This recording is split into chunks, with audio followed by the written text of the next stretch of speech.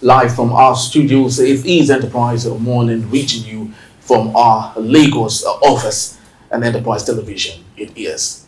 Now let's go to our main conversation for today. President Bola Ahmed Tinubu has ordered the Minister of State for Defense, Bello Matawalle, and military chiefs to relocate to Sokoto State to combat terrorism in the northwest region. Very true. The region has been plagued by kidnappings, banditry and terrorism, with Zamfara, Katsina and Kaduna being the worst affected. The federal government aims to restore peace and security in the region. Matawalle stated that they would supervise operations and target notorious terrorist Bello Todeji and his gang. He expressed concerns over the persistent threat posed by banditry and terrorism and assured that the government would deploy necessary assets to flush out the criminals. And moving on, the minister also called on residents to cooperate with security forces, emphasizing that the government's top priority is the security and well-being of the people. This moves as part of an intensified effort to address the menace of banditry, kidnapping and terrorism in the northwest region. True. However, the effectiveness of this strategy remains uncertain, as a similar approach was attempted during the Boko Haram insurgency with mixed results. All right, still with us in the studios to look at this particular news reportage. We have Evan Sofeli and Pastor Tunji Abdul Hamid. Good morning. And welcome. Thank you for hanging on. Very well. Thank you. Morning, thank you. All right, yes. So let's get into this very important issue here. Sokoto State is the northeast of Nigeria, is what we're talking about now. Northwest, sorry. So let's look at this. Of course, I'd love to make a reference. Just a couple of days back, the governor of Katsina said he was going to budget 300 billion naira for security in the state. Well, going by what we see in now, relocating Matawalle to Sokoto, would that solve the problem of insecurity in that region? Let me start with you, Pastor Fansufeli. Well, that has never been a solution. There was a time President Buhari asked the IG of police to move from his location to the place that had been riddled with insurgency. He didn't go. The president got to know later that he didn't go, and he didn't bother to, because the president also is aware that that will not solve any problem. Okay? Matawalle is just but a minister now. He used to be a governor. Go and ask him when he was a governor, how many times was he in his state, in Zamfara state? He was barely there. He was in Abuja throughout. You understand? So that is what a commander-in-chief will do, where a place has been mapped out as a flashpoint of either insurgency, banditry, or criminality. The Minister for State for Defense, Minister for Defense, the NIA, all the security chiefs, they are supposed to move to that location to curb the problem. Okay? But the insurgency problem has become one that they are going there. Will it increase the firepower of the security forces? Or will it motivate them more? Or is it putting them there at the spot to ensure that they find a lasting solution to the problem? I think all the answers are in the affirmative. But let's now see what else have the president done from what the country have been doing since to fight this combat, to fight this insurgency or banditry. Because if what he's doing is just a repetition of what the country have been doing since, it's another way of madness. There's no end in sight to this. I expect that the president should be talking about external help on this issue.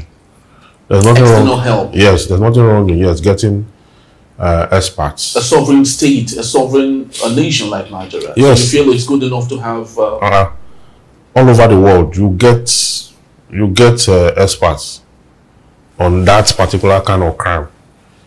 If you are not able to solve it with what you have on ground, a sovereign state does not mean sovereignty means independence. Okay, in which case you determine what you want to do without external forces telling you what to do.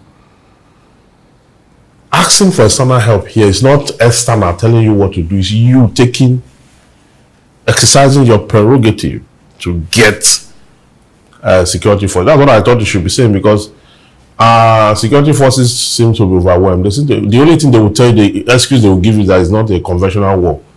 That's a guerrilla war. It's hit and run war. You understand? When I say hit and run war, these people are coming from a source. You have satellites you use to determine, you see them, you know how they move and all that. So, but because there's politics in it, that is why the thing is festering. So bring a third party who is blind to the politics in there, and let the third party get to work. Yes, because yes, I actually wanted to do a follow up on that particular. Okay. Yes, and the reason I'm doing this is because I remember I wouldn't still remember if it was you or Tinubu. We were here. We're talking about some state governors from the north, central, northeast, and northwest of the country that were invited to the United States of America to enrich them on knowledge on how to fight insecurity in their states. And of course, we lambasted them here, saying it was uncalled for. Now, asking for a third party from another place to come help us, how is it different from asking these same governors to go on a seminar? Is that for me? Yes, for you, sir. I think I don't see anything bad in any foreign country inviting anybody for a seminar anyway. It's part of it's a global world, and you are not all knowing. You can't do it alone. It's like us saying, why are we borrowing money from external? Well, we are sovereign states, and we are still borrowing money from other sources. So does that mean we have given our sovereignty to them? No. So I will not say that because we are sovereign states, we can't seek assistance from the foreigners. But for me, seeking assistance from foreigners is not even the issue now. The issue now is that us, who are the owner of the country, are we showing any seriousness in fighting this insurgency? Are we showing any commitment to ensuring that this insurgency is out of the way, or is no longer it will be a thing of the past? Because I see this command or whatever as just a political statement. That's a concern. Just like you said, it's not the way to go. It won't give any. It won't solve any problem. Because I remember this same Toji they were looking for now. That was the time it was declared what's it called? Wanted. And at the time when it was declared wanted, he was given that same period. He was given a chieftaincy title, and it was to ban. Why he was being to ban? Because somebody has been looked for. There are police around. Guiding him. The police. And those who are looking for now, police. Security agencies are looking for him. And he's there. The government is also aware. Police is guiding him, police is looking for him. The government is also aware that to ban or whatever they are doing was going on. Nothing happened. So for me, I don't want to believe moving from where to where. Who are the people that will move? Okay, let's assume they move. They all move to what's it called? Sokoto State now. I mean, what if the bandits or whatever they call change their tactics and move to another place? What are we going to do? We also move back to them. So they now be control of determining where to walk and what not to walk. Okay. We need to put in place different strategies. We have been saying it all this while. I pity the soldiers. They are doing their best in the circumstance. We have been talking about personnel. I'm not aware more personnel have been recruited. We have been talking about adequate welfare. We have been talking about sincerity. We have been talking about a situation whereby people within the army are giving information to the bandits.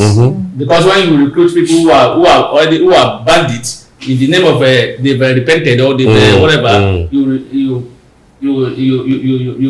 what's it called? Make them part of the. So the way we are doing things is no different from what we are doing in the past, and we can't get a different result. So for me, it is not about moving from one place to another or relocating to the place. When they relocate, what will happen? Will they use so all the military, all the soldiers in Nigeria will go, because we are told decently that soldiers will not be guiding farm. So those in the farm will leave the farm. How many farm? How many? No, let people assume they will leave the farm now, go to Sokoto, then those who abandoned to move back to the farm. Do their so when that happened again, the government will say, okay, go back to. This is not the way to run the government. Thank you very much. Thank you. Okay, Barrister Phil, let me get back to you now. Reports by the SBM intelligence says Zamfara, Katsina, Kaduna recorded the highest numbers, with Sokoto coming 5th. Now, the president have actually given his mandate that he should move. Looking at it from this angle, even if he gave Matawalle his mandate to move, is it the president at this point that is meant to think for the security personnel and tell them where to move? Can't they bring out their strong reasons and their intelligence report to say, okay, this is the strategy we'll have. We remain here and do this? Because, sorry to say, I don't think the president is in the right frame of mind at this point to give instructions on the security personnel and what to do and what not to do, because that is just how it appears, because he has not done.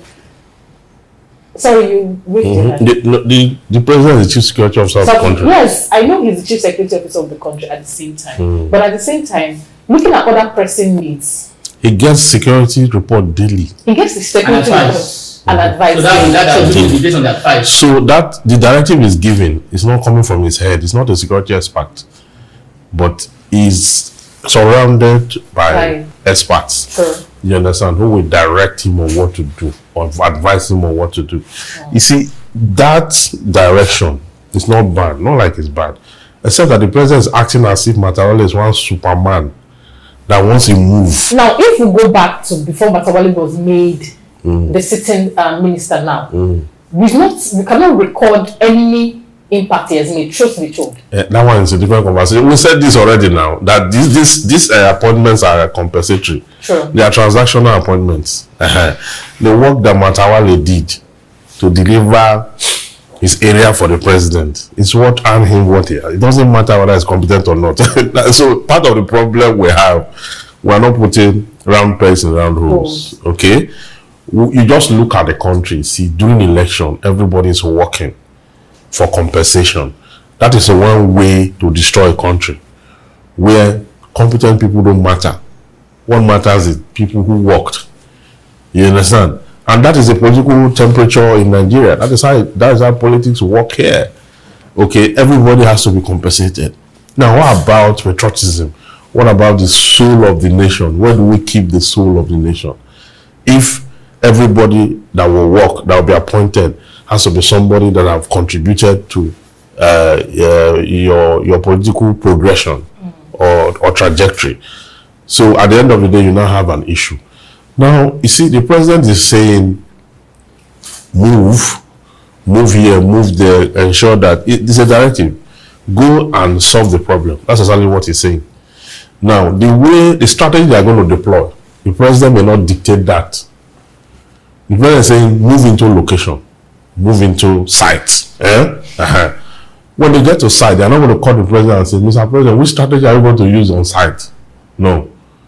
They will now design their own security model. But they've not appeared to be competent enough to even decide their own model. But you have the answer already now. You are working from answer to question or question to answer, because the appointment is compensatory. Matawalle himself has an accusation with the EFCC. It's like you're asking a man to go and quench fire. And before he leaves your house, you call him close to you and pour petrol on him and ask him to go and quench fire. With that dress, what will happen? He will go there and become the problem he wants to solve. He will go because he's now inflammatory. So he will go there and add fire to exactly what. So that's exactly what is going on. That is why I call for external help. Someone who is blind to the politics. Someone who is blind to the compensation and whatever it is we are doing.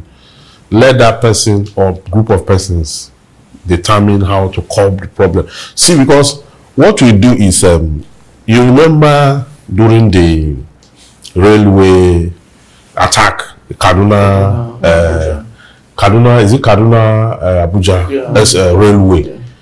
You remember then when people started taking those trains and all that, it was going well. After some weeks, bandits started attacking. You understand? Now, for any train to move, an helicopter had to escort that train. So when the federal government was also trying to cut costs, to increase the money payable to board those trains to pay back the loan or to service the loan. So they have to add aviation fuel to it because there's an aircraft have to follow this thing.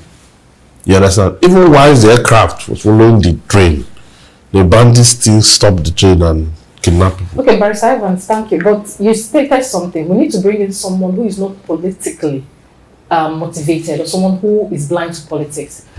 Looking at Nigeria, we know that those in politics are more seated in the hem of affairs than those who are not politically motivated. Even if we should bring in a third party, with those currently sitting are more than those who are going to be politically blind. Do you think they'll be able to allow them to do what they're supposed to do? They will. We have tried it before now. We brought the US Army before. But the US pulled out when they discovered that government hand is in the thing. You understand? During the Jonathan era. The US Army, they pulled out because they noticed that they have communication, they knew. So they were able to follow this and found out that there's politics in it, they left. So, if we have dealt with that issue, let's get a third party. That's what I mean. If I cannot analyze further that we keep trying to solve the problem ourselves. For how many years? It's 11 years now. So I don't think we have the capacity. Let's get a third party. Sorry to just interject at this point. Let me move over to Barrister Tunji Abdullahi. Now, if the American army can withdraw as mighty and as big as they are, who else can save Nigeria at this point?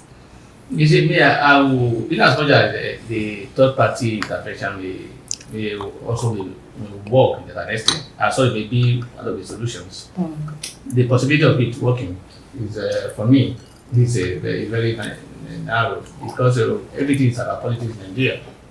That politics will talk in appointing ministers or whatever will not be a way when you want to appoint those that want to approach those that will come. You see, this thing that we are doing here, it's not as if the government don't have the capacity or we don't have military or soldiers or whatever that can handle these things. The political will is not there. And when you don't have the political will, you know the problem. You don't want the problem to go. You will not bring people that will solve it for you. And that's why those people will not want to compromise, and that's why they will not come. Or if they come, they will not even spend days. Like the rumor going on now, just by digression, the new coach that was engaged after 4 days, he said it all of that thing. There this rumor that is because people are asking that certain percentage 10% have to be paid to them from his salary, and that was why he withdrew that allegation. You don't believe that? It's Nigerian thing. You see, I don't have the evidence. So, I saw it on the traditional media. So I said, if this thing can get into front page. So if anybody is coming to say, come and fight for us, come and do that, you know that those that will be brought in are people they will want to say, this is what we want. There will be no gray there. There will be instructions. And what those are there, they will not get the job. For me, you remember when the 2 weeks to election during Jonathan, there was crisis in Borno State. He said, give me 2 weeks or so.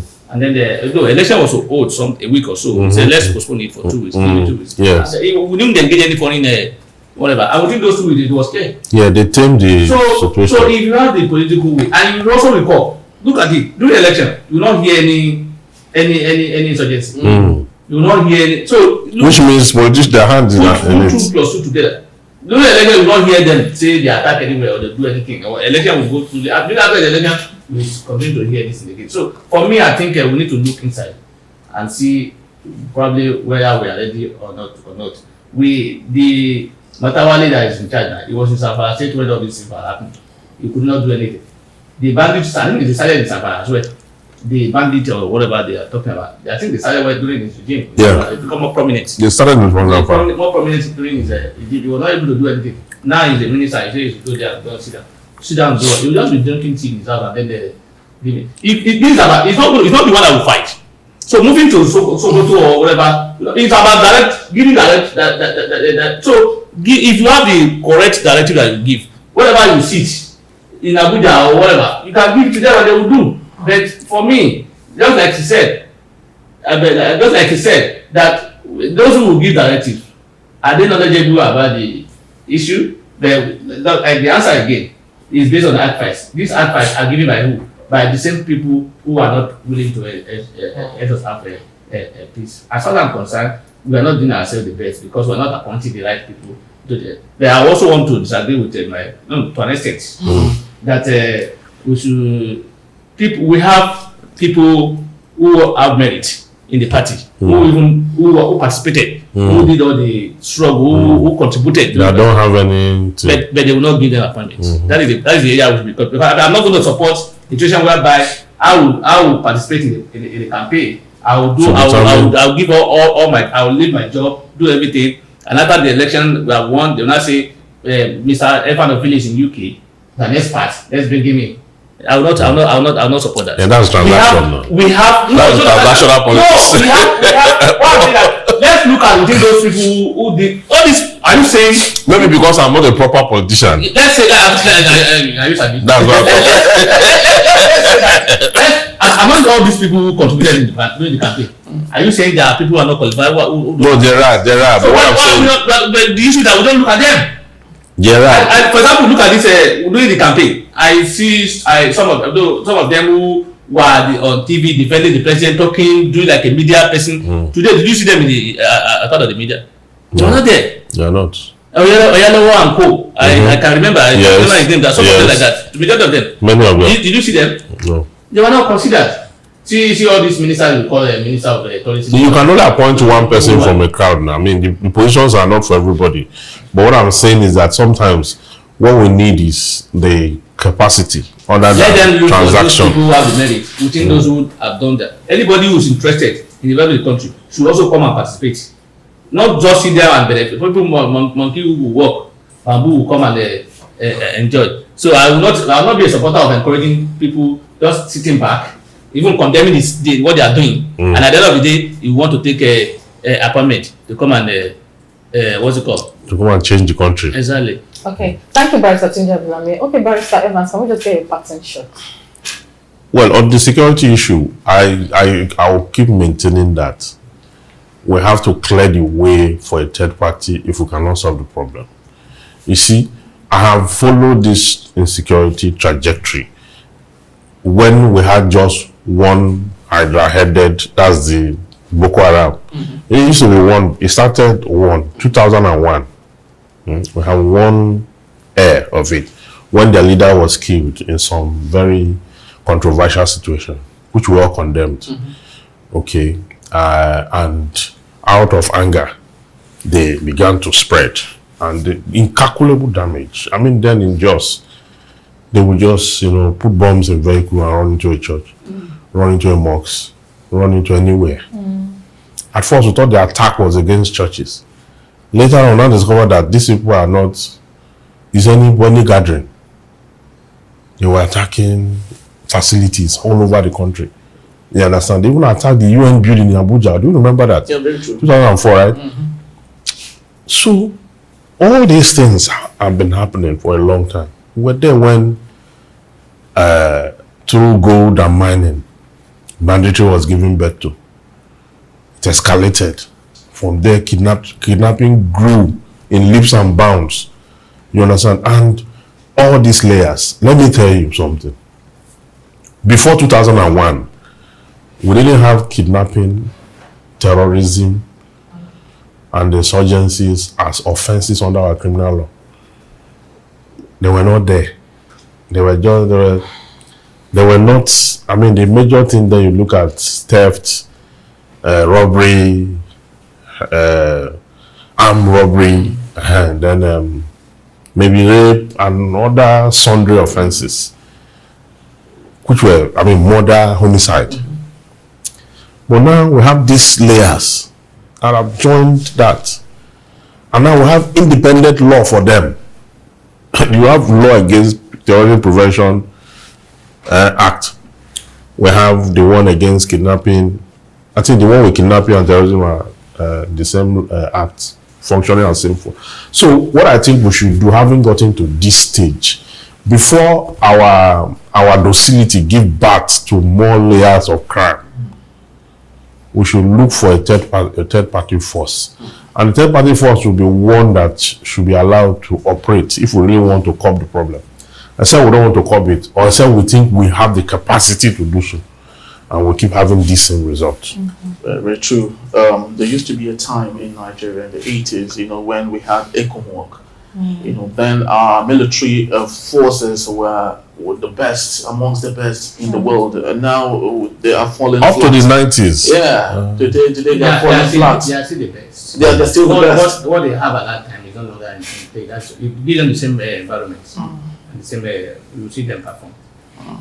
And unfortunately, what we're not talking about even is the number of soldiers that are lost in the course of all of this in our country while we are not at war. Very so unfortunate. But that's just about the time we have for this segment. We'd love to say thank you to Pastor Fansofeli, Pastor Tunjab Hamid. Thank you so very much for being part of our show today. And but most importantly, we'd love to say thank you to you for making it a day with us. We truly do appreciate your time. Please do well to visit our site at enterprisetvnews.com for more information, and also like, comment, and follow us on all our social media platforms at Enterprise TV7. I am Henry. And I'm Choma. On behalf of the entire team, thank you for watching, and we'll see you tomorrow. Bye-bye.